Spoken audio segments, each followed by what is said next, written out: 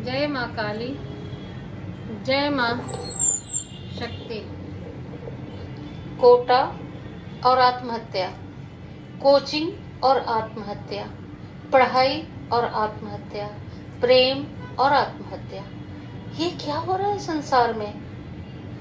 माता पिता जन्म देते हैं, कितने प्रसन्न होते हैं, कितने खुश होते हैं, तिल तिल करके एक माँ उन्हें पालती है, पोसती है, बड़ा करती है, और एक झटके में बच्चे सुसाइड कर लेते हैं, इस दुनिया को छोड़कर चले जाते हैं। तो ऐसा क्या हो जाता है, ऐसा क्या उनके मन मस्तिष्क पर दबाव पड़ जाता है कि वे आत्महत्या कर लेते हैं। कोटा का तो मैं जानती हूँ, क्योंकि बहुत बच्चे आते हैं यहाँ पर, माता पिता अपने बच्चों को लेकर आते हैं। मैं उन्हें कहती हूँ, देखती हूँ कुंडली में कि इसका योग नहीं है डॉक्टर बनने का, मैं मना कर देती हूँ, कहती हूँ कि कोटा से वापस ले आओ अगर बच्चे को चाहते हो। इंजीनियर आईआईटी करने का योग नहीं, मैं कहती हूँ यहाँ पढ़ाओ, वो इंजीनियर तो बनेगा लेकिन आईआईटी का योग नहीं है, आप ले आओ। अगर बच्चे को प्यार है बच्चे से तो उसे ले आओ।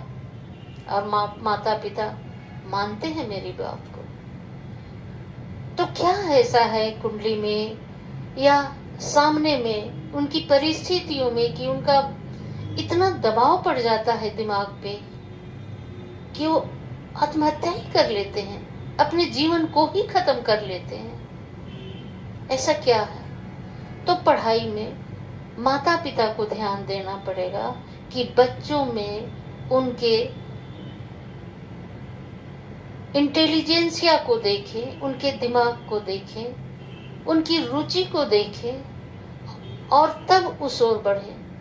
अगर आप अपनी रुचि उस पर थोपेंगे तो वह बच्चा क्या करेगा? वो बच्चा आपसे प्यार करता है, अपने माता पिता से प्यार करता है, वो चाहता है कि वो अपने माता पिता के सपने को पूरा करे, नहीं कर पाता है तो क्या करेगा? वो बर्दाश्त नहीं कर पाता, उसमें बर्दाश्त करने की क्षमता नहीं है इन परिस्थितियों को, तो वो खुद को समाप्त कर लेता है। और यही बच्चे न सिर्फ पढ़ाई के दबाव में, प्रेम में पड़कर ऐसा कदम उठा लेते हैं। माता पिता का सपना पूरा नहीं कर पा रहे हैं, वो जिसे लव अफेक्शन में पड़ गए हैं उसकी डिमांड कुछ अलग होगी, वो नहीं कर पाते हैं, तो भी बच्चे अपने को समाप्त कर लेते हैं। तो हम कैसे जानेंगे कि हमारे बच्चे में वो क्षमता है या नहीं है? या तो माता पिता स्टार्टिंग से ही देख सकेंगे कि वो स्कूल में कैसा रिजल्ट कर रहा है, किस सब्जेक्ट में अच्छा रिजल्ट कर रहा है, जिसमें वह रिजल्ट अच्छा करे, अगर उसमें रुचि है तो दें। सिर्फ दुनिया को देखकर, पड़ोसियों को देखकर, उसके मित्रों को देखकर डिसाइड ना करें कि आपका बच्चा किस कैरियर में जाएगा। बच्चे से पूछें, अगर बच्चा उतना अच्छा नहीं कर पा रहा है तो उसके साधारण से सब्जेक्ट में उसका एडमिशन दिलाएं, ग्रेजुएशन कर लेगा, उसके बाद कुछ ना कुछ तो कर ही लेगा ना। आप क्यों इतनी प्रतिस्पर्धा में पड़कर बच्चों के जीवन को खतरे में डाल रहे हैं? ऐसा मत कीजिए। अब हम बतला रहे हैं अपने एस्ट्रोलॉजिकल पॉइंट से कि आप कैसे समझ पाएंगे कि आपके बच्चे की कुंडली में यह योग है या नहीं है। अगर मान लीजिए यह कुंडली है, इसे ऊपर वाले भाग को लग्न कहते हैं। लग्न, यह जो लग्न होता है यह पूरे जीवन को प्रभावित करता है, इसके आधार पे आपका पूरा जीवन चलेगा। तो आपकी कुंडली में लग्न का बहुत महत्व होता है, लग्न के बाद ही राशि का महत्व होता है। तो लग्न को देखें, अगर लग्न में लग्नेश के साथ चंद्रमा और केतु बैठे हों तो समझ लीजिए कि आपका बच्चा बहुत प्रेशर नहीं झेल पाएगा। तो ऐसे समय में उसे ऐसे करियर में भेजिए, ऐसी जगह भेजिए, ऐसी पढ़ाई में भेजिए कि उसके दिमाग पे बहुत ज़्यादा दबाव ना पड़े।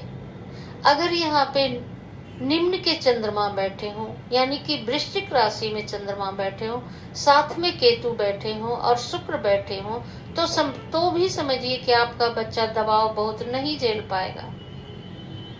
और इसके साथ अगर यहाँ पे लग्न ना हो लेकिन चंद्रमा हो, केतु हो और शनि हो और लग्नेश आपका अष्टम भाव में बैठे हुए हों, तब भी आपका बच्चा दबाव नहीं झेल पाएगा और वह सुसाइड कर सकता है। तो आप एक बार जब बच्चे को कोटा भेजते हैं या कहीं पर भी कोचिंग में भेजते हैं या किसी भी करियर में जाने को प्रेरित करते हैं, एक बार एक अच्छे एस्ट्रोलॉजर से मिलकर जरूर परामर्श ले लें और तत्संबंधित निवारण भी जरूर करवा लें। इससे आप अपने बच्चों को, अपने प्यारे बच्चों को जिसे आपने जन्म दिया, पाल पोस कर इतना बड़ा किया, उन्हें आप सुरक्षित रख सकते हैं।